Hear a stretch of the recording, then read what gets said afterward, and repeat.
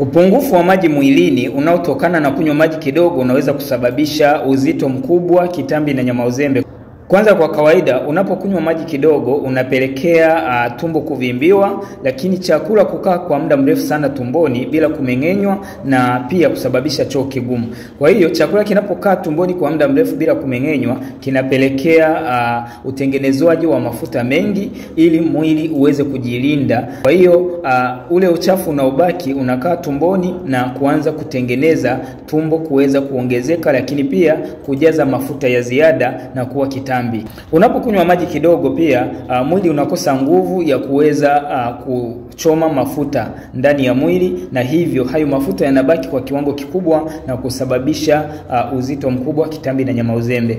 Jitahidi kwa siku kunywa glasi 8 hadi glasi 10 ambayo ni sawa na lita 2 hadi lita 2.5 kuimarisha nishati ya mwili wako kuweza kuwa sawa na kuweza kuchoma mafuta mengi mwilini. Lakini pia tunaendelea na challenge yetu ya kutoa sumu mwilini ya siku 30 kwa kutumia Livercare na C24/7, na leo ni siku ya 29 jioni ya kutoa sumu mwilini kwa kutumia Livercare, ambapo tunatumia kidonge kimoja kwa ajili ya kuimarisha utendaji kazi wa ini na kuimarisha mfumo wa chakula. Hii itatusaidia kutoa sumu mwilini na kuepuka uzito, lakini na magonjwa mengine yanayoweza kutokana na uzito mkubwa, kitambi na nyama uzembe.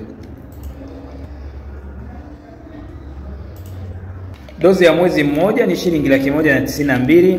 Habari njema ni kwamba bado tunaendelea na ofa yetu na ambayo inaisha tarehe 30. Ofa ya punguzo la 15%, ambapo dozi hii utaipata ya mwezi kwa shilingi 163,200 badala ya 192.